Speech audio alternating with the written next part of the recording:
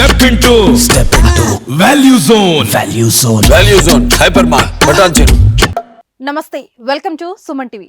తెలంగాణ ప్రభుత్వం కీలక నిర్ణయం తీసుకుంది. బీఆర్ఎస్ అధ్యక్షుడు మాజీ ముఖ్యమంత్రి కేసీఆర్ కు భద్రతను కుదించింది. తెలంగాణ రాష్ట్రానికి 10 ఏళ్లు సీఎంగా ఉన్న కేసీఆర్ కు ఇప్పటివరకు జెడ్ కేటగిరీ భద్రత ఉండేది. దానిని ప్రస్తుతం వై కేటగిరీగా కుదించారు. దీంతో మాజీ ముఖ్యమంత్రి కేసీఆర్ కు 4+4 గన్మెన్లతో పాటు ఎస్కార్ట్ వాహనం అందుబాటులో ఉండనుంది. అలాగే ఇంటి ముందు సెంట్రీ ఇవ్వాలని ప్రభుత్వం నిర్ణయం తీసుకుంది.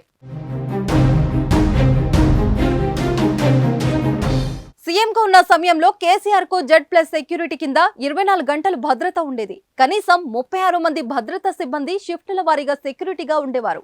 జెడ్+ సెక్యూరిటీలో భాగంగా పైలట్ ఎస్కార్ట్ కారు నిరంతరం అందుబాటులో ఉంటాయి. జెడ్+ కేటగిరీలో భాగంగా రక్షణ కల్పించే ఎన్ఎస్జీ కమాండోల దగ్గర MP5 సబ్మిషన్ గన్లు, AK-47 రైఫిళ్ల సహా అత్యాధునిక ఆయుధాలు ఉంటాయి. తాజాగా ఈ సెక్యూరిటీని రాష్ట్ర ప్రభుత్వం కుదించి వై కేటగిరీ భద్రత కేటాయించింది.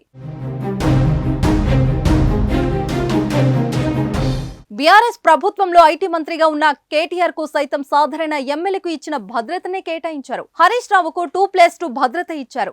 డిసెంబర్ 14 వరకు మాజీ మంత్రులకు 2+2 భద్రత ఉండగా ఆ రోజు సాయంత్రం నుంచి వారి భద్రతను తొలగించారు. గెలిచిన ఎమ్మెల్యేకు యథావిధిగా భద్రత కొనసాగనుంది.